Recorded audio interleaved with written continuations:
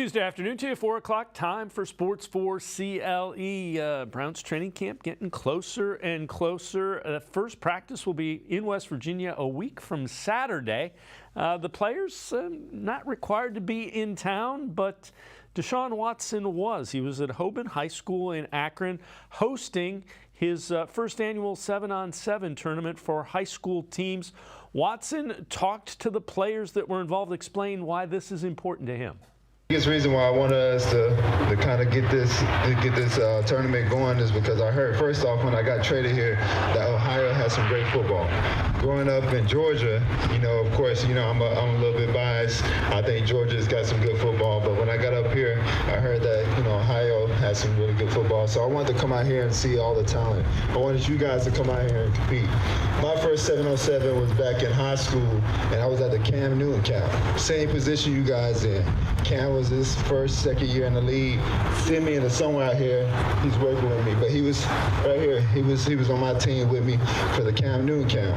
And the first team, boom, we came here, became All-Stars, and that changed my mindset of where I wanted to go in life, and that was to the NFL. With that, let's welcome in Jared Mueller from Dawgs by Nature. And Jared, a lot of times guys lend their name to something like that but aren't there. It was kind of interesting during breaks. So they have 7-on-7 games with it's 8 schools this year. He's throwing footballs around to high school kids in between during some of the breaks. So it's good to see. It really is, and you're good to see that in Cleveland. And he's in year 2. Obviously, last year a lot of things made it a little bit more complicated. But for him to seem to be settling in and figuring out his role and how he can be supportive and teach and train and give opportunities for these kids. Like he said, Cam Newton inspired him. Hopefully he can be that for some people. And we all need inspiration. We all need people that we feel like believe in us, feel like care about us. And especially when they're at that level of football, it's really exciting to have those people around. Without question, one of the important things this year is going to be how good Deshaun Watson is at quarterback. The timing is something that was a concern. So let's take it. This is Kurt Warner, Hall of Fame quarterback, breaking down Watson from last season. It's a check down play against the Commanders. This is from Kurt Warner's Quarterback Confidential. Take a listen to what he sees. A little play action. This is kind of a tough concept. We're running a deep corner here. It's almost like the wasp that we saw the Chiefs run in the Super Bowl. So a big end, a big corner, and then we're going to chip this guy to the flat. So this is hard because we got to try to read this corner, and we got to see him jump this in before we have a chance to throw this one. But I also want to throw the in on time. So to me, it's a really tough concept to read out. But nonetheless, gets this guy to drop with a lot of depth. Good decision. Nice job sliding up, being an athlete and getting it to the right guy. And even though he's throwing the check down, he's throwing the flat, we're going to pick up 12 yards because it's the right decision based on that outside linebacker.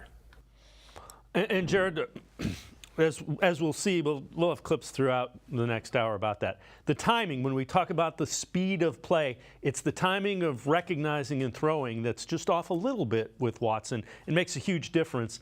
And that's what you would expect, not playing in 2 years, playing in a completely different system, playing with guys that you hadn't played with. Yeah, I mean, the reality is many people have played sports, but to play at the NFL level, literally Watson and any quarterback has to make decisions within 2 seconds, reading about 8 different players at the same time while having very large men trying to attack him at the same time. So I love that play. When you look at it at different kind of freeze frames, the first pause, you see, what is that corner doing? You don't have enough information there, right? But you do have that linebacker dropping, so that check down is going to allow a decent gain. And so, quarterback play is so difficult in the NFL. It's why it's the most important position. And you can see it when you get to some of those film breakdowns with really, really smart people. He had to make that decision right now. And this is the picture he had with not enough information. Like Kurt talked about it, it was a difficult decision. So he took the check down because he saw that linebacker kind of dropping out. I think the other thing that'll open up, besides for Nick Chubb this year, will be some running lanes for Deshaun Watson, which will in turn down the road open up some of those middle of the field throws as well. Yeah, and those are things he excelled at with the Texans. So as he gets more and more comfortable, you would expect those to translate. So we showed you Deshaun Watson in town. Spent some time in Miami over the weekend at the end of last week, and he was there with Amari Cooper. So Cooper and Watson working on their timing. Again, a week before, 2 weeks before training camp, these guys are out there trying to get it right. They realize the importance not only of this season, but of the beginning part of this season. So again, doesn't guarantee anything, but Jared, it certainly appears like they understand the importance of the beginning of the season. Absolutely. It's really interesting timing. Greg Cosell was on with Doug Ferrara, part of the USA Today network, and he was talking about now basically the NFL receivers don't run specific routes. Almost everything is just kind of a read. And so you have to have a quarterback and a wide receiver seeing the coverage in front of them the exact same way and having the timing to know, well, that corner looks like they're an off man, so I'm going to run this route. That corner looks like they're in some kind of zone. I'm going to run this route, right? But the quarterback and the wide receiver have to see that the same. And I love in some of those clips that are posted all over Instagram and Twitter, you see not only the routes, but we saw there Amari and Deshaun talking to each other. What did you see? How do you see that? Because that ability to really be on the same page with each other is one of the reasons that people thought of DeAndre Hopkins coming in before the Elijah Moore trade and drafting Cedric Tillman and all that could make a lot of sense just because they see the defense, they see offensive football the same. Well, these camps, getting away to Cancun, all the different things they've done are a way to try to have that kind of level of communication and clarity about what is going on in the secondary. All right, I know you've written an article for Dawgs by Nature, 53-man roster. Battle at wide receiver could end with a unique twist, as in an extra wide receiver. Take us through the article and kind of the thought process there. So it's an interesting place the Browns are at this year. Right now, we don't know who the number 3 running back is going to be. We do know that they'll have 3 tight ends at a minimum with Njoku, Akins, and Harrison Bryant.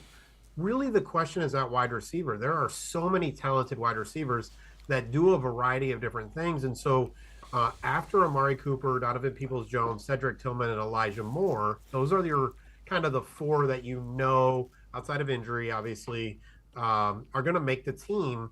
But after that, you're looking at David Bell, a 3rd-round pick last year, Anthony Schwartz, a 3rd-round pick the year before that, Marquise Goodwin, Jakeem Grant. You're looking at a variety of players that could or should make the roster, which could make it really difficult. The last 2 years, the Browns have only kept 5 wide receivers on their initial 53-man roster. The year before that, Andrew Berry's first year, they kept 6. But this year, could it be 7? Jakeem Grant could be their return man. I've heard that Jalen Darden is also a possibility for that kind of role. Marquise Goodwin has all the speed. David Bell, he's such a precise route runner. And then you talk about special teams. Who of that group is going to be your gunners? Who of that group is going to be in coverage? Because that's some of the important things. You're probably not going to have a Marquise Goodwin in coverage. You're probably not going to have a Jakeem Grant or a Darden in coverage. So, it makes for a really interesting conversation. But it wouldn't shock me if this year they come out with their initial 53-man roster with only 3 running backs, the 3 tight ends, and 7 wide receivers, which also fits what we understand the offense is going to look like. A little bit more spread out, a little more 3 and 4 wide receiver sets, and you just have some talented wide receivers that really have some unique skill sets. It's rare, but there are some teams at times that have 7 wide receivers on their roster, and the Browns could be one of them this year. Again, Jared Mueller, Dawgs by Nature. I know you wrote a number of these, who's in, who's out, and we'll take a look at a couple of them. Let's start with the offensive line. And when you look at it, Froholt signs with Arizona, Hubbard, free agent, Haig, free agent. And then you re-sign Postage, done, and you've got the draft picks that you've brought in. Wes Martin, Gossett, Jones, Whippler. Depth is what they're looking for. They're looking for depth, and kind of, it looks like a succession plan as well. Guys that are ready to move in, because there's some high-priced starters that you might not be able to afford.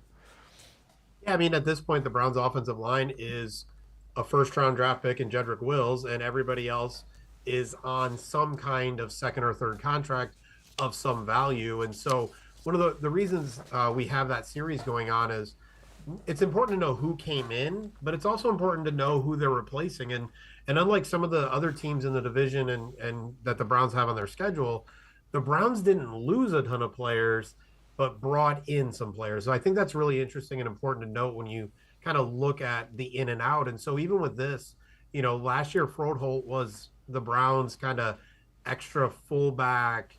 He played some guard for them, some center for them, all of that kind of stuff. Well, it'll be interesting this year. Obviously, you have Whippler coming in. He'll compete with Nick Harris for that backup center role. But then you have the monster of a man. I met Dawg at the combine, and he darkened the room because he blocked out the light. Like, the man is huge. And so just thinking of him coming in as someone to seal the edge, or even to have him as a fullback, I think it'll be a really fun offensive line, and it gives them some flexibility. If Jedrick Wills is struggling a little bit, to throw that extra offensive lineman in as opposed to a tight end to just kind of seal an edge at times, week 6 against Nick Bosa. Maybe you need Jones coming in next to Jedrick Wills or wherever Bosa is lined up, and just figure it out that way. So from an offensive line perspective, key to bring back Kosic. Everything else is really about making sure they have depth. And like you said, they kind of have that long-term plan in place. Jared Mueller from Dawgs by Nature and I are going to step aside, take a quick timeout. Other side of the break, what a current NFL defensive lineman thinks about the Browns' chances, plus more of who's in and who's out. We'll hit the defensive line. Sports4CLE will be right back. Stay with us. The Ohio Lottery Partners in Education program recognizes role model students and teachers from across Ohio. Nominations can now be done completely online. To nominate a deserving teacher or student, go to ohiolottery.com. In the About section, find Partners in Education. There you will find links to the nomination forms. Students kindergarten through 12th grade can be academic all-stars. Teachers can be honored as a Teacher of the Month. The Ohio Lottery Partners in Education, where stars shine.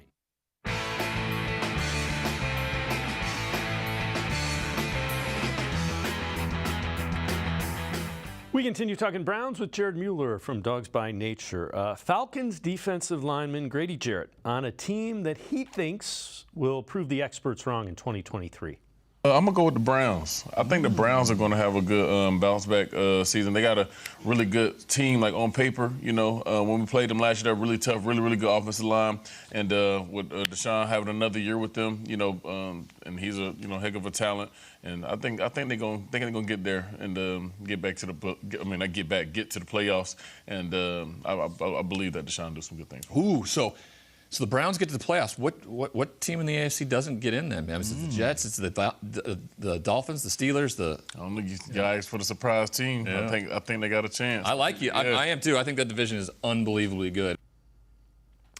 And Jared, I would say, the Steelers aren't going to make it. The Jets might not make it. The Dolphins might not make it. Those are teams that I think are being a little overvalued, Jets and Steelers. But point being, I think there's probably a thought in players' circles that the talent on the Browns level is a whole lot better than the guys that talk about it for a living.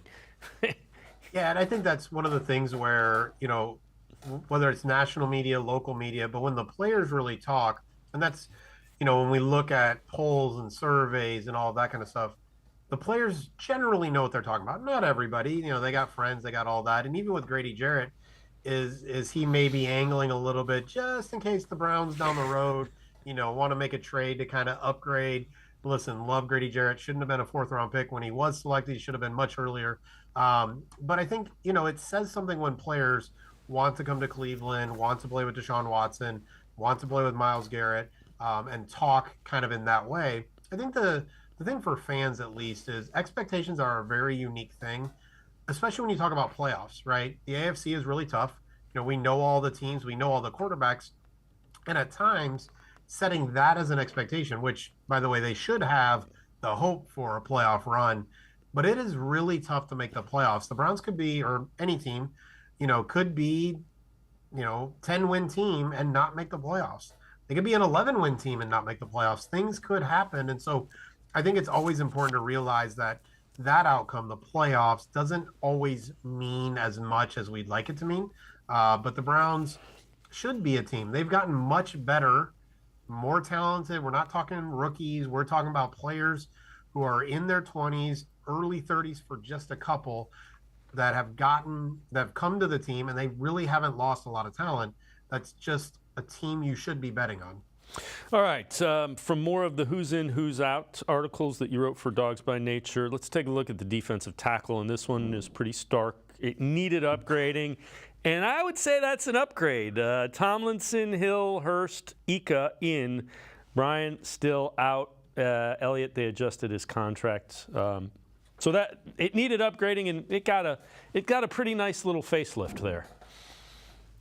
And really, a stark reality comes to this. Taven Bryan was the Browns' second leading sacker last year with 3 sacks, right? Like, that just tells you how bad that defense and defensive line was last year. And so defensive tackle and defensive end are two of my favorites to kind of look at, because Tomlinson replacing Taven Bryan, even though Tomlinson is not a big sack guy, the amount of disruption he's going to cause in the middle of the defense is going to be really helpful. It's going to really help the linebackers. Ika, again, we talked about it in my last time on the show. I'm not totally sold on how they plan to use him, but better than Ben Stille. I'm pretty sure that's likely. And then Tristan Hill is a run stopper. Maurice Hurst is a pass rusher. My guess is, based on injury history, not both of them are probably not going to make the roster. But if one or the other does, they still have a little bit of money to spend in free agency. There's a few defensive tackles still out there. But just from an upgrade perspective, you can just see with Tomlinson, Hill, Hurst, and Ika, those are 3 far more talented players than the 2 that the Browns lost. That's an immediate upgrade both for the defensive tackle, but also defensive end and linebacker positions. It really is kind of a force multiplier for the Browns. All right, same thing. Who's in, who's out? This is the defensive ends, the edge rushers. So out, Winovich, Clowney, who showed he didn't want to be here, Weatherly, and Odom. In, Okunrankwo, Zadarius Smith, Isaiah McGuire. Again, a huge upgrade. You got Myles Garrett there. And some are ranking this defensive end group among the best in the league, and probably rightly so. Absolutely. I thought it looked really good when Okoronkwo came over.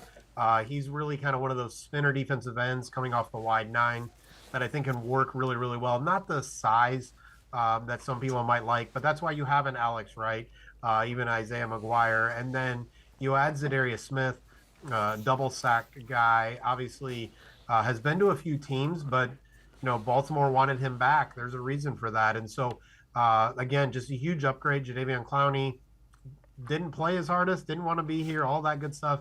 But there's a reason he's still unsigned. You haven't really even heard many murmurs about teams wanting him.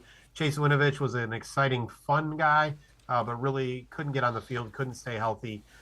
So you replace those guys with those 2 veterans who have been proven to be that 8, 9, 10, 11, 12 kind of sack people. Again, along with the other additions, right? It all kind of works together. But you can clearly see from where they were last year, a couple games away from the playoffs, a couple stupid plays, a missed kick here, onside kick there, and then you see these upgrades, and you just have to be excited about what you see on paper. So that brings up an interesting question. I know you wrote an article about it. Who gets the green dot on defense? So who is the one the coach is talking to in his helmet? Yeah, I have no idea. It's definitely something I'm going to be looking forward to in training camp.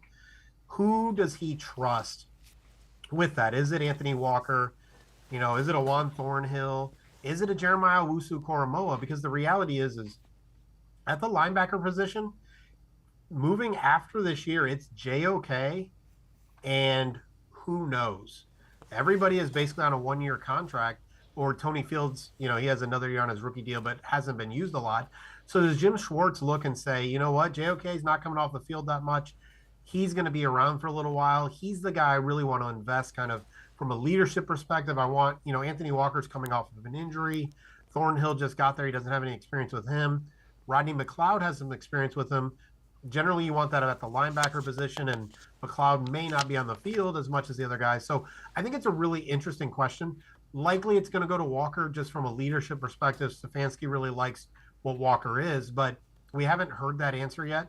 I'm really intrigued to see who has that green dot as training camp starts. I know you've also written an article about Martin Emerson. What are your thoughts just about the way? I mean, the more you saw of him, the more you wanted to see him, and that's always a good thing for a rookie. It is, and for me, with limited time, I didn't spend a lot of time on the cornerback group last year thinking, hey, Ward, Newsome, Troy Hill at the time, AJ Green, Greedy Williams, maybe not going to be something I need to spend a lot of energy on. And then Martin Emerson is their first pick. He really showed kind of a physicality that normally rookies get called for a lot of penalties, but he showed that he was able to be physical without really grabbing the attention of the referees. And so he wasn't afraid to get his hands in there, muck it up, get dirty. And he gives the Browns something they don't have with Ward and Newsome. I know fans love size. Size is not a skill, it is a trait. And Martin Emerson has that size and that physicality that can be really, really helpful just kind of going forward, giving him someone to match up against some of the bigger wide receivers in the NFL, has enough speed, has enough physicality. And so when you look at, there's a graph in that article, he was one of the top 6 when it came to targets and yards and some of those kind of things comparable to what was expected. And so it's just really exciting to see a third-round pick really kind of excel as a rookie. Obviously, he was no Sauce Gardner, but Gardner was also, a top 5 pick in the NFL draft. So out of the third round, Martin Emerson, not a lot of people knew his name, but I think his reputation will grow and give Jim Schwartz someone who can really match up. And we're going to see a lot more matchup related coverage this year. So that bigger guy is going to get Martin Emerson. The faster guy is going to get Denzel Ward. So it really does make a lot of sense and gives some versatility to that secondary group. Jared Mueller from Dawgs by Nature and I are going to step aside, take another timeout. Other side of the break, NFL executives rank cornerbacks. We'll tell you where the Browns' Denzel Ward landed in the rankings. Sports4CLE, I'll be right back. Stay with us. Come back to go forward. Back to learning new things. Back to pursuing your dreams. Tri-C has flexible learning options to fit your life. And every year, more than 1,000 local companies provide Tri-C students with real-world learning. The right education can boost your lifetime earning power by hundreds of thousands of dollars. Start now with a college education you can afford. Tri-C, where futures begin.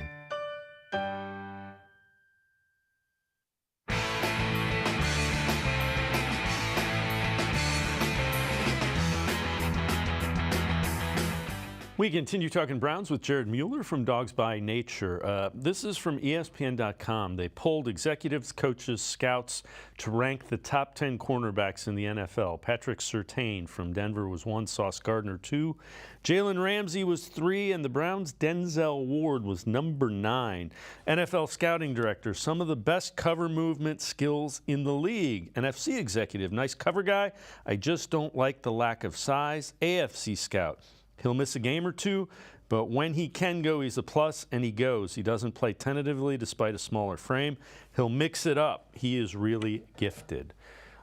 Jared, I think he was miscast in Joe Woods' defense. I think they asked him to play a lot of zone coverage that you don't have a Ferrari to park it on the street in downtown Cleveland. That's kind of what I felt they were doing with. Yeah. That's what I felt they were doing with him. And it really is interesting because it didn't make sense for any of their top cornerbacks. Newsome, Ward, Emerson were all pretty darn good man coverage, get their hands on people. And the reality is while we all are like, well, it's just zone coverage, no big deal, there is some confidence and some comfort. It's not like writing with your left hand if you're right-handed, but it's not that far off. And so I think Ward was very much miscast. Greedy Williams was miscast. Basically, all of their cornerbacks want to get physical, and they ran cover 3 pretty often and play off, read the quarterback. And it led to a lot of misunderstanding, miscommunication, a lot of guessing. And the reality is that in the NFL, with how good quarterbacks are and how good wide receivers are, you don't want to be guessing. You want to be really using a lot of muscle memory. So I think Ward being ranked 9, Browns fans are probably going to push back on that, especially the scout, the AFC scout talking about he'll miss a game or two. Somehow for many fans, not just Cleveland fans, that is somehow the biggest bugaboo. But it's much like kind of the big play wide receiver. Hopefully Marquise Goodwin is that this year. Big play wide receivers tend to drop passes, right? The Ted Ginn Juniors of the world tend to make big plays, tend to drop passes. Denzel Ward, while he may not be always healthy, when he's on the field, he's a top 10 cornerback. He's getting paid like a top 10 cornerback. Unfortunately, that doesn't always mean he's going to be on the field, but still, over the time he is on the field, he still has that value. So yes, would it be great to see him for all the games? Absolutely. But the reality is doesn't matter how many games he misses, 1 or 2. Obviously, when we get into 4, 5, and 6, it's a concern. Misses a game or 2, he's still highly valuable to the Browns and in the NFL. It's just kind of one of his warts, given his size and given his tenacity. That is a guy who is going to mix it up, is going to get in there on run plays, all of that kind of stuff. You kind of have to take the good with the bad, and the good is just that good. I agree with you. I know you've also written an article about this, and it's interesting. Nick Chubb's role, it'll change some, but like you, I don't expect his touches. They're going to find a way to get the ball in his hands. Yeah, and Mary Kay Cabot is one of cleveland.com's finest, right? She has said he's going to get his touches. I think the hard thing is that there's some old school mentality of 25 carries and when does he get his touches and all of that. I think what the Browns are going to do this year is he's still going to get his 18, 17, 16 carries, but then he's going to get 5 or 6 catches out of the backfield where he's not running through the offensive and defensive lines with linebackers coming downhill at him. Instead of that, he has one guy to make miss, and then he's gone. Chubb is a good receiver. He's not a great receiver. He doesn't adjust to the football as well as maybe a Kareem Hunt did, those kind of things. But he's going to get his touches. Fantasy football players are going to love him. But I think they're just going to protect him a little bit more. Let the Jerome Fords of the world take a little bit of the pounding. Maybe whoever the third running back is, let them take some of that pounding. But Nick Chubb is still going to be a vital part of this offense. It just makes a lot more sense to maybe get him the ball when there's more defensive backs on the field than linebackers. Yeah, absolutely. I mean, think about it. Linebackers don't like tackling him. How do you think a safety or a defensive back, there will be business decisions made if Nick Chubb is running at you in the open field. There just will. It's human nature. Absolutely. And, for me, my philosophy has always been very simple. I want to run the ball from a spread out formation because I want smaller guys in the field. And I want to pass the ball from maybe a more jumbo position because I got bigger guys in the field on defense and I have more space for that 1 or 2 wide receivers. It gives me a little bit more space to work with for my receiver to beat the other guy. So it's kind of the opposite of how we normally think, but bunch them up, let the receivers then have more field to work with, and maybe have linebackers instead of cornerbacks to deal with as well. Well, the opposite is true with Nick Chubb. Yeah, you're talking about dictating. If you're an offense, you're dictating what you're doing then. I know you've also written an article about this. 3 undrafted free agents who could make the 53-man roster. Hassan Hall, Diabate, and Lonnie Phelps. What do you like about them and your thoughts on them? Yeah, I mean, first of all, I always follow the money, right? Like that's just business. So, $250,000 guaranteed to Diabate and Phelps, and then Hall got $125K. Like the reality is in the NFL, it all just makes sense, right? Generally from a financial perspective. It's why Jordan Elliott and Harrison Bryant adjusting their contracts pretty much guarantees they're going to make the roster. Well, the same thing's true here. Is these are 3 of the undrafted free agents that we expect are going to fight for roster positions. I think the difference is Phelps is probably going to be a defensive end, and he was signed prior to the Zadarius Smith trade. So his roster spot might be a little bit more up in the air. But for Diabate as a linebacker, again, like I said, JOK is the only one that's expected to get significant snaps this year that's also signed. beyond this year. So he's an athletic player that could have an opportunity to really kind of establish himself if he can make the roster this year. And then Hassan Hall as a running back, the reality is who is going to be the number 3 guy? It could be John Kelly. It could be Demetric Felton. It could be, it's unlikely to be a Kareem Hunt or a Dalvin Cook. And so there's just opportunity for Hall and Diabate. And then you just follow the money and you go, well, these are 2 guys, even though the Browns have a really stacked roster, a more talented or a bigger name at a different position might have a more tougher time to make the roster than these 2 guys because of the position they play and who else is in that room. Jared Mueller from Dawgs by Nature and I are going to take one more time out. Other side of the break, we'll talk a little bit more about the linebacker position, plus a look at some contracts the Browns might be regretting that they extended. Sports4CLE, be right back. Stay with us. The Ohio Lottery Partners in Education program recognizes role model students and teachers from across Ohio. Nominations can now be done completely online. To nominate a deserving teacher or student, go to ohiolottery.com. In the About section, find Partners in Education. There you will find links to the nomination forms. Students kindergarten through 12th grade can be academic all-stars. Teachers can be honored as a Teacher of the Month. The Ohio Lottery Partners in Education, where stars shine.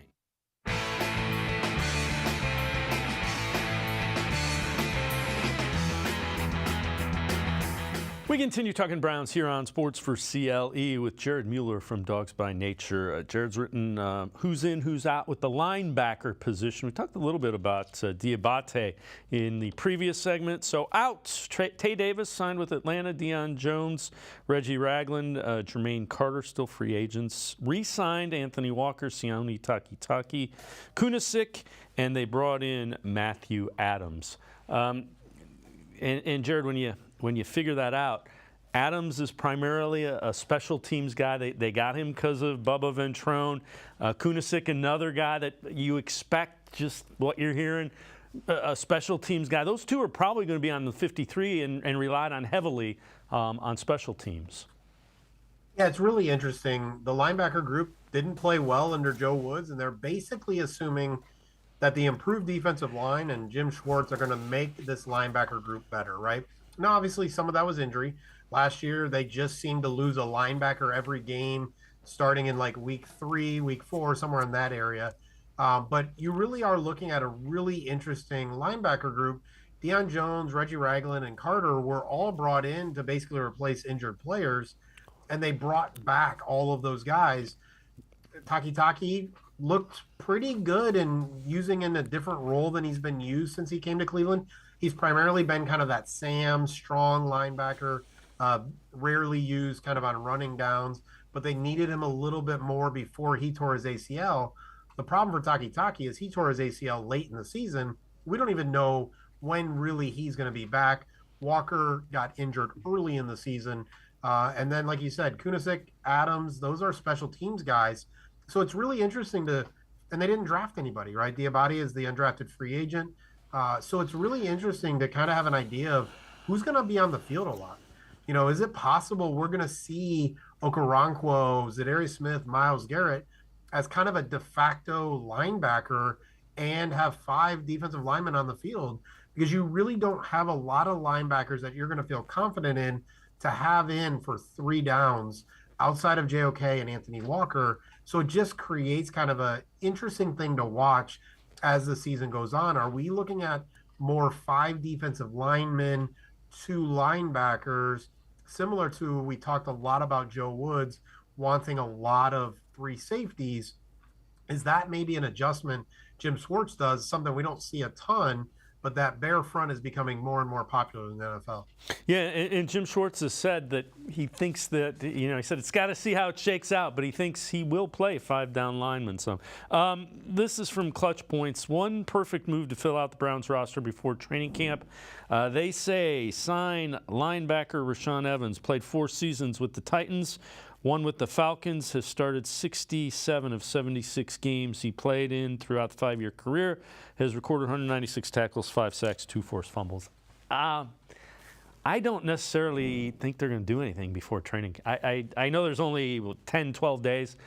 if they bring anybody in, it's going to be at that massive cut down day where there literally will be 900 free agents because you got to get from 90 to 53 in one day. The same day. Yeah, I mean, yeah. The reality is it wouldn't make sense for them to wait this long, unless they knew or had an idea that there was, like, DeAndre Hopkins is a great example. There's at least some familiarity with Deshaun Watson, so it's not as stressful. If his price came down, great. But there's really not many DeAndre Hopkins, right? So outside of him, there's nobody else that it would make sense for them to wait on, hope would come. You know, we've already missed mini camp. We've already missed OTAs. I think you're exactly right. Outside of injuries, which can happen, obviously, I think the roster is what the roster is going to be. At this point in time, there are some draft picks, not just Anthony Schwartz. I know a lot of fans are really excited for him to be cut, but there are draft picks and there are free agents from the last couple of years that could have really good showings in training camp and not make this roster. And so adding another player that you're giving any money to just doesn't seem to make a lot of sense unless you have a really specific plan, has some experience, fits a big need. And right now, the Browns don't have a big need on this roster. Yeah, I agree with you. And to the outside, that linebacker core might appear that way. But as we talk about it, you've got 3 safeties that you really like, and you've got probably 10, maybe even 11 defensive linemen. So you're probably going to play 5 linemen, 3 safeties, a good portion. This is interesting. This is from Dog Pound Daily. 3 contract decisions that will haunt the Browns. Number 3, reworking Jordan Elliott's deal. They were able to get Elliott a smaller base, but added roughly $1 million in guaranteed money. 2, Denzel Ward getting a premium contract, signed a 5-year, $100.5 million extension in April of 2022. And number 1, Wyatt Teller's extension, agreed to a 4-year, $56.8 million contract extension in November of 2021. Jared, I don't see a problem really with any of them. The $100 million, extension for Denzel Ward is a lot. If you're asking him to play a lot of zone, if he comes back and plays really good man coverage, that's a bargain. If you've got a guy that's an elite cover corner, $100 million is not a bad deal. No, it's not a bad deal. Jordan Elliott, I haven't been a big fan of. He works really hard. He tries really hard. He's a great practice player. Just haven't really seen it on the field. I didn't love guaranteeing $1 million to him, but I understood why they did it. Ward is a really interesting player in that, you want a little bit more out of him, but a player of his talent is not available in free agency, period. I don't care what you're talking about. He is not available in free agency. They are getting locked up, which is why the Browns locked him up for the contract they did. You're not getting that caliber of player, and so you're then expecting everybody else to kind of move up a slot. Yes, you might save some money, but cornerback, offensive line, there are a few positions that, unless you're getting that, again, Zadarius Smith is a defensive end, on a 1-year contract on a trade from a team that is, it's kind of trying to rework some things. Outside of that, you're not getting a young cornerback who's really good. Even if you don't think he's worth the money, he's really good. You're not getting him. He's not going to be available. So you either don't sign him and hope something else works out, or you sign him. The Teller extension, I think, all depends on who you get. Was last year injury related, or did we start to see some of the limitations, teams starting to understand him, maybe some of those injuries piling up, maybe a little less kind of motivation. Listen, when you sign for $56 million, it's hard to be as motivated to work. And I'm not saying I've heard any of those rumors. Last year wasn't as good. But most of that seems like it's injury. And so I think we're going to be saying different things. Like you said, Ward's now in man coverage. And if Teller is healthy, this conversation about haunting really is not going to matter by week 6. Yeah, I agree with you with Teller. And again, a lower leg injury for an offensive lineman, you've got no base. It's, that is the worst. You can't really work around it. You can, especially, and then you add that a lot of movement on how the Browns like their offensive line to work. Like, you're trying to move your own 300 pounds run into another 300-pounder or 260 while on the move as fast as you can and keep the right leverage and hope you don't get rolled up on. I mean, there's just so many things that, again, we're not excusing things. It's just the reality of injuries make it very, very difficult to do a lot of things. And Wyatt Teller had a legit injury last year that really limited him, but he pushed through. 2 years ago, Jedrick Wills had an ankle injury that he probably should have sat out for, but he didn't. They kept playing him. Sometimes it got worse. And so we just have to respect what is leading to that. Jared Mueller, Dawgs by Nature, as always. Great stuff. Thanks so much for the time and the insight. Appreciate it, Jared. Not a problem, brother. Good to see you. All right, Jared Mueller, make sure to check him out. Always really good stuff, Dawgs by Nature. We're going to step aside, take a quick time out. Casey Kinnamon from Dog Pound Daily, straight ahead. Stay with us. Come back to go forward. Back to learning new things. Back to pursuing your dreams. Tri-C has flexible learning options to fit your life. And every year, more than 1,000 local companies provide Tri-C students with real-world learning. The right education can boost your lifetime earning power by hundreds of thousands of dollars. Start now with a college education you can afford. Tri-C, where futures begin. The Ohio Lottery Partners in Education program recognizes role model students and teachers from across Ohio. Nominations can now be done completely online. To nominate a deserving teacher or student, go to ohiolottery.com. In the About section, find Partners in Education. There you will find links to the nomination forms. Students, kindergarten through 12th grade, can be academic all-stars. Teachers can be honored as a Teacher of the Month. The Ohio Lottery Partners in Education, where stars shine. I am powerful beyond my wildest imagination. I will define my future. I will keep challenging myself to improve. Because I am a future leader of this great nation. I will be responsible for raising a beautiful family. And educating not only my generation, but many more to come.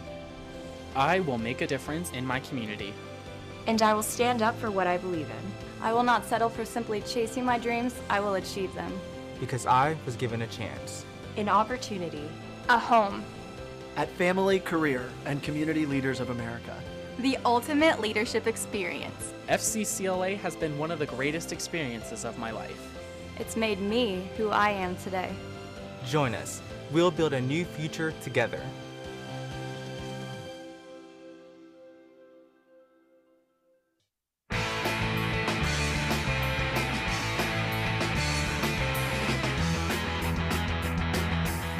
We continue talking Browns here on Sports4CLE. So we've talked a lot about Deshaun Watson getting reacclimated to game speed in the NFL.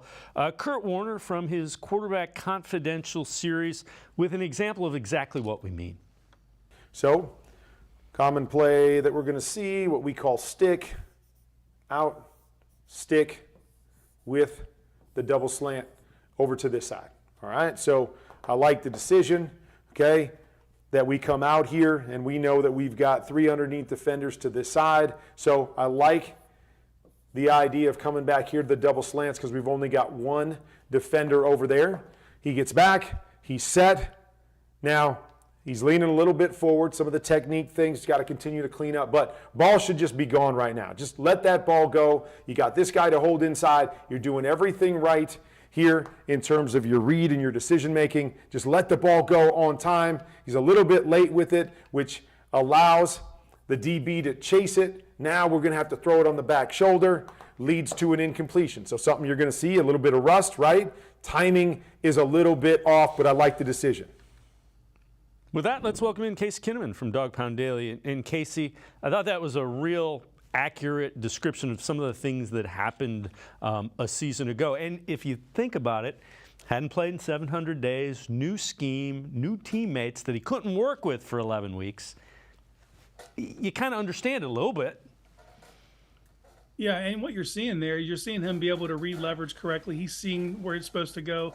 It just wasn't there mechanically. You're seeing him being antsy in the pocket a little bit and just kind of being late with his throws and not being on the same page as his receivers. But he's seeing the stuff he's needing to see, which has got to be encouraging because at the NFL level, we've seen quarterbacks who don't do that. We've seen busted coverages that don't get recognized. He's seeing the field, And he's also showing you his escapability. He's showing those intangibles that he has, but it's all about getting on the same page with the receiver and getting the timing down, which is why this summer is so important. With the work they're doing at the University of Miami, them going to the Greenbrier early, that's what you got to do. That's what you got to work out. You got to get on the same page as your receivers, and that's what they're attempting to do this summer. And we saw that in minicamp again. It's different because they're not in pads. He's not getting hit, but we've seen mini camps where it didn't look like that. Yeah, and it's the timing. And it's getting used to. Every receiver is different. Their drops are going to be different. How they hit their stem, and that's all this is. It's familiarity and repetition. That's what, just keep repping it, and then it becomes second nature. Then you take it to the playing field. And after what you saw during camp and the stuff that they're doing this summer, we should be very encouraged with what we're seeing. All right, this from CBS Sports, ranking 5 AFC quarterbacks under the most pressure in 2023. We know where this is going, don't we? Number 1, Russell Wilson. Number 2, Aaron Rodgers. Number 3, Deshaun Watson. Mac Jones is 4, Tua is 5. So everyone is expecting Watson to be improved in 2023, but he's going to have to be more than just improved. He's going to have to be the guy that looks half worthy of the monster contract he signed. I think I'd push back on that a little bit. If he gives you competent quarterback play, you're a playoff team. If he gives you top 10 quarterback play, you're contending for the AFC, I believe. Yeah, everything's on the table at that point if he's a top 10 quarterback. But I think if you look at that list, those top 3 quarterbacks, I think they're all in this kind of the same boat. The Broncos, the Jets, and the Browns should all be contenders if their quarterbacks can return to their previous play. But what's the difference between those quarterbacks? Deshaun Watson is 27 years old. Right. He won't turn 28 until after week 1. I mean, I almost feel it's an inevitability more than a probability that eventually he's going to get back to that level. It's just people are really quick to write him off based on those 6 games. And it doesn't have to be world beating. It really doesn't for this team to be good. Out of all those teams, the Browns have the best supporting cast. I think everything's in place, and we just need him to stack good week upon good week, and eventually he's going to get where he needs to be. Yeah, and he needs to play free. He doesn't need to feel like he has to do it all. But I'm with you. 27, he should be entering the prime of his career. Rodgers is in his late 30s. Russell Wilson's in his mid-30s. You could see where a thing where those guys don't get back. Now, I think Wilson will be significantly better just because they'll ask him to do some different things. But 27, he should have, 9 more good years. Yeah, easily the way the NFL is with protecting their quarterbacks. And Watson, I mean, like some of the things that he does at an elite level, like it's what you look at when you're seeing all these great plays that Mahomes makes or Josh Allen. He has that capability, that upper bound limit. He has that inside of him, and they need to let him play like that. And sometimes he's going to leave a couple things on the field because he likes to take a higher degree of difficulty with some of his throws and leave some of the free stuff. But I think you kind of have to live with that because of the variance of outcomes and his ability to hit those big plays. And if he's just able to do that over time, I think the Browns will be just fine. I agree with you wholeheartedly. So we've seen the questions about Deshaun Watson. That makes this really interesting as well. 5 NFL teams that could make the playoffs after postseason droughts in 2022. This from Touchdown Wire, and they have the Panthers, Jets, Lions, Colts, and Browns. And they say the Browns have clearly built one of the most stacked rosters in the league and are stacked with talent on both sides of the ball. Is Kevin Stefanski the coach to bring this roster to glory? Remains to be seen, but it would be fool's errand to write this team out of the playoffs at this point. It's also kind of interesting, the questions about Coach Stefanski. I get it. He's right around 500. COVID 1 year and was coach of the year. Then played with a quarterback with a busted-up, non-throwing shoulder. Then signs Watson and has to play with he's played with an unhealthy starting quarterback or a backup quarterback the better part of the last 2 years. When he had his quarterback for an entire season, they made the playoffs and he was coach of the year. So I balance that. Now, his in-game stuff, you can question some of that, but the guy can coach. Yeah, it's a fair question, but this is the first season they'll actually get to judge him based on what he can do with this quarterback. And, is he going to be able to take the handcuffs off? Because he's had to hold some hands to get this far. I don't want to disparage past quarterbacks, but he's had to kind of guide them down the field. With Watson, I don't think you need to do that. You just need to set him up in advantageous situations. So this is going to be a learning curve for Stefanski as well, because he's never dialed up plays for a quarterback this talented on a regular basis. And those are fair questions, and they'll be answered in time. But that's a pretty level take from Touchdown Wire. I mean, the roster is stacked, and they're gonna find out this year. They're gonna find out if they have the people in place to make this thing go to where it needs to get. Yeah, my read of Kevin Stefanski is he doesn't have to be the guy. He's not the guy that takes the credit. So I would assume he's looking forward to this. You know what I mean? You've been, if you want to go with the car analogy, you've been driving a Chevy, and now you've been upgraded to a Porsche. Yeah, they handed you the keys. Just don't wreck it. Let it keep it on the road, and it'll be just fine. And he's not a glory hound, so I don't think he's going to be out there chasing accolades. He just stack W's. That's all he's worried about. And again, if he is able to kind of just hand the ball to Deshaun Watson, figure out what he does well, this offense could be scary good. Oh, absolutely. Absolutely. If you just look at the supporting cast, I mean, you start with the line, you go to the running back, the receivers, the way they complement their skill sets. They have really athletic tight ends. Like, everything is in place. It is all about just keeping this thing on the rails and don't shoot yourself in the foot. I'm with you. Casey Kinnamon from Dog Pound Daily and I are going to step aside, take a quick timeout. Other side of the break, the top 5 edge rushers in the division. Casey has written an article. We'll dive into that. Sports4CLE. We'll be right back. Stay with us. The Ohio Lottery Partners in Education program recognizes role model students and teachers from across Ohio. Nominations can now be done completely online. To nominate a deserving teacher or student, go to ohiolottery.com. In the About section, find Partners in Education. There you will find links to the nomination forms. Students kindergarten through 12th grade can be academic all-stars. Teachers can be honored as a Teacher of the Month. The Ohio Lottery Partners in Education, where stars shine.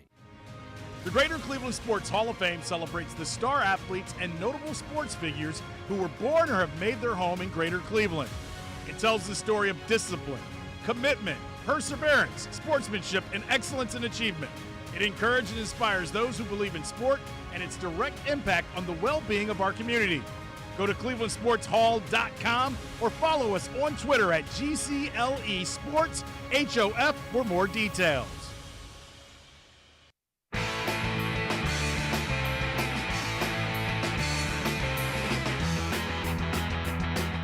We continue talking Browns with Casey Kinnamon from Dog Pound Daily, who has written an article, AFC North's top 5 edge rushers. 5th, Alex Highsmith from the Steelers. 4th, Trey Hendrickson from the Cincinnati Bengals. Pretty good free agent sign a couple years ago.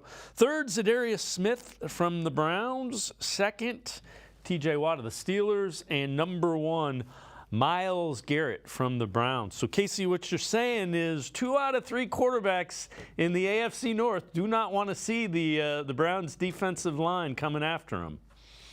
Yeah, absolutely. It felt good to actually take a look at this and kind of categorize this. And it's list season. We're in a dead period, so it's a good time to step back and kind of take a look at not just your team, but your division and kind of assess things. And when you look at the edge rushers in the AFC North, man, that is scary. Those are 5 quality players. And Alex Highsmith's a new entry. He wasn't someone that we're too worried about until last season, and he had 14.5 sacks. So the Steelers have done it again. They went and got a guy that fits their system and plugged him in, and he stepped up big in TJ Watt's absence. And if TJ's able to get healthy, you got a problem there. And Hendrickson, who admittedly I wasn't high on when he was a free agent, I thought he was going to be a kind of a flash in the pan. He's been a very solid addition to the Bengals. But then you get to Zadarius Smith, and that's when things got exciting for me, just to kind of take a look at his game and pull it apart. And I think it's just his versatility that's so impressive. Like, you're looking at someone who can play out wide as a stand-up outside linebacker, or hand in the dirt as a defensive end, kick down, play the 4-eye or the 3-tech, or even stand up in the A-gap. He can affect the quarterback from a multitude of ways, and they're going to be handing that to Jim Schwartz. Like, that's a very exciting proposition. And then you go to number 2, and as much as it pains me to say it, TJ Watt is a problem. You know, he's coming off a torn pec where he had single-digit sack season for the first time since he was a rookie, but it is hard for me to imagine that he won't get back to form. And it's not just how because as an outside linebacker, he sees more clean looks at quarterbacks than a traditional 4-3 defensive end. But it's not just his ability to get to the quarterback; it's affect the passing lanes, bat passes down. He's a relentless player. Then you get to Miles, and Miles gives you the same production as far as sacks goes as a TJ Watt, but he does it while he's getting double teamed and at times triple teamed and chip blocked, and he's the greatest math changer in the NFL. But what's been super frustrating is he's been doing this whole time, and even though he's changing the number game, no one else has been able to come free. It's not really presenting opportunities for other players. They're not able to take advantage of that. Well, the Browns went and got some players opposite of Miles. So when that happens, because he's still going to see double teams, best believe you me, when he lines up, opposing offensive coordinators got him circled, and he's going to see double teams. He's going to get chip blocked. But that's just going to open up opportunities for Zadarius or Dalvin Tomlinson or Ogbo or even Alex Wright. There's a multitude of guys now, so it's a very impressive thing. And just like we were talking about Deshaun, Myles Garrett's only 27 years old. This is really just now starting, and we're talking about a guy who's had, who gets like 15, 16 sacks like clockwork. This will be the year. If there was every year for him to get Defensive Player of the Year, we're staring at it right now. How much of a difference, how good can the Browns defense be? I expect Jim Schwartz to make a huge difference. The defense was not good last year. Is it realistic to think they can get up into the top 10? Every year is different, but is it realistic to think they can be top 10? From a scoring perspective, I believe so. Because if you look where their talent lies, it's at the key positions of pass rusher and cornerback. They're still going to be vulnerable up the middle to a degree because until they come up with the second defensive tackle answer. And we really don't know about the linebackers as a whole because we haven't been able to judge them because the defensive tackle play has been so poor. And they're all coming off injury. If you add that together, teams are still going to circle that as a weakness and attempt to exploit it. But that's like death from paper cuts. I think that what this team's going to be able to do is stop teams when it's serious money downs and red zone opportunities. So I do believe that being a top 10 scoring defense is on the table. All right, this is from the Draft Network. Jeremiah Owusu-Koramoah, JOK, facing a make-or-break season in 2023. Appeared to have played outside his element at times while attempting to cover for defensive mishaps elsewhere. Should be more assignment-focused under Schwartz. Schwartz system typically allows starting linebackers to showcase their sideline-to-sideline range. Under Schwartz direction, JOK should be granted the opportunity to recapture the playmaking ability he displayed as a rookie. I think even more important than that, he was injured a little bit, and he was trying to avoid defensive linemen that were getting thrown at him by offensive linemen pretty much all season. And he's undersized, so that's really problematic for him. Yeah, I agree with some of their assessments there. Some of it he was trying to make up for some other things. But what are you going to do when a defensive tackle's placed in your lap? There's really not much you can do with that. But sometimes it goes beyond that because of the way he approaches the game, especially in the run game. He likes to evade blockers.